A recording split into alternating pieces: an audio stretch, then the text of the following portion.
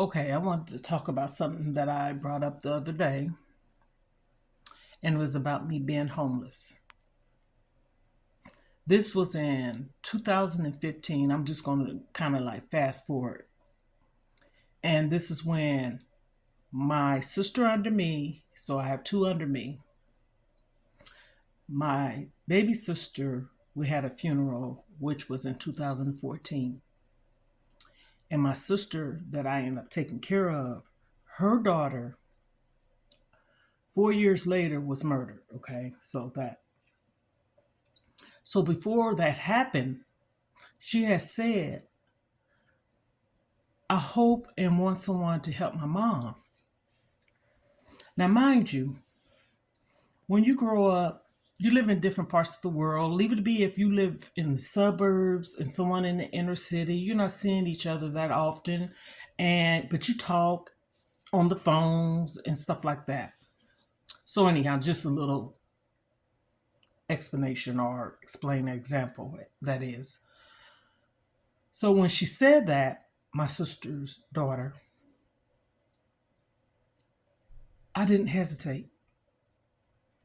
Now, mind you, I raised my sister for 4 years, from I think she was 14 until she was 18, 19 years of age. She lived with me and my husband at the time.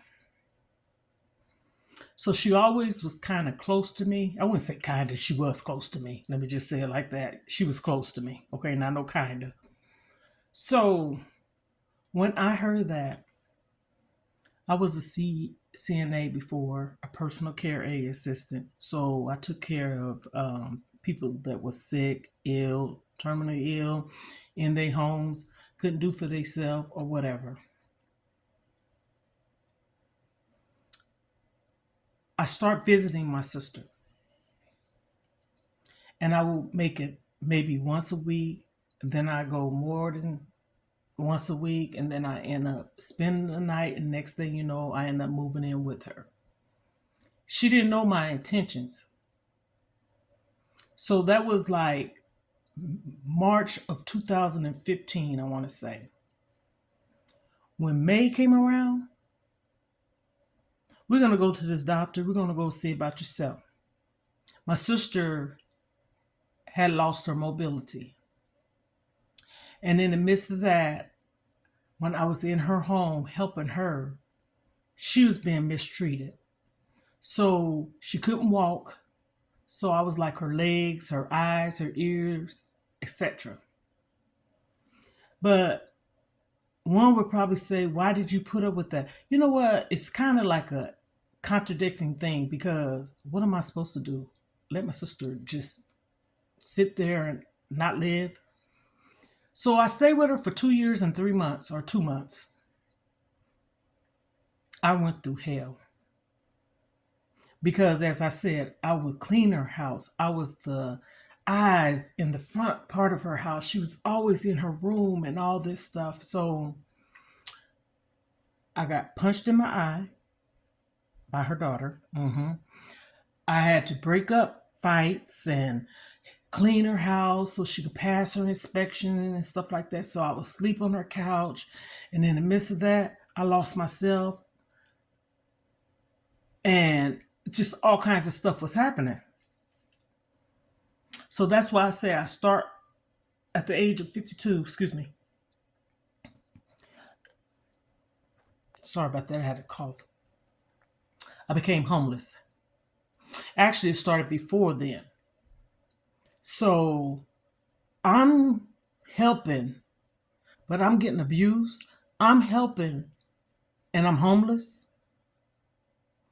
And a lot of things that I'm sharing because my doctor told me to speak about these things. And also, I've been abused so much in my life that I don't care. I'm going to speak and say what I want to say.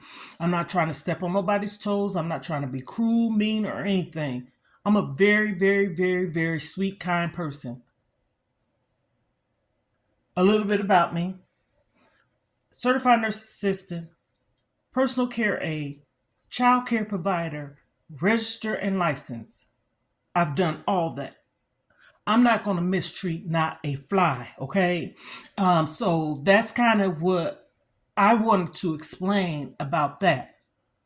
The other thing I wanted to explain is I'm a widow. I have 4 kids, 5 grandchildren. One of my child I have to take care of. And I feel obligated to take care of my grandkids and some of the other kids. But mainly one of them I definitely have to take care of because of the situation that happened to her. She was mistreated. She was abused. She was dogged. I didn't know where my child was for 7 years. Okay, 7 years. I'm just getting back in contact with my daughter on her son's birthday, September the 30th of this year. Okay.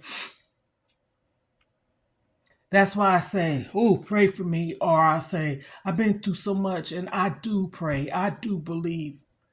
But don't you need support sometimes? I mean, just somebody to call and say, girl, are you okay? You need a hug? You going to be fine? That type of thing. So when I say I don't have no support, hell, I'm supporting my kids. My kid's father passed away on Father's Day 17, excuse me, June 18, 2017. He was in the military, Army that is, and Army Reserves. Love of my life. I feel lost sometimes because he's the first person that I ever felt loved by. I don't sugarcoat nothing. I'm not going to band-aid nothing. And if I feel some kind of way, I got to let it go. I'm not suppressing nothing. And yes, I pray daily. I'm looking down here at my books and stuff. I pray daily. I listen to the word. I meditate, read. If I didn't say that, I read, pray, and meditate, and listen to the word. So my faith is strong, but we are human. All of us have emotions. And so I just felt the need to say this. I felt the need. Didn't have to, I felt the need. And I'm saying this to anyone that's out here suffering with depression, suicidal thoughts, anxiety. Let it out. Let it out. When I started this channel, I came on saying I couldn't sleep. I couldn't. I didn't know where my daughter was. And at that time, I think it was really hitting me hard.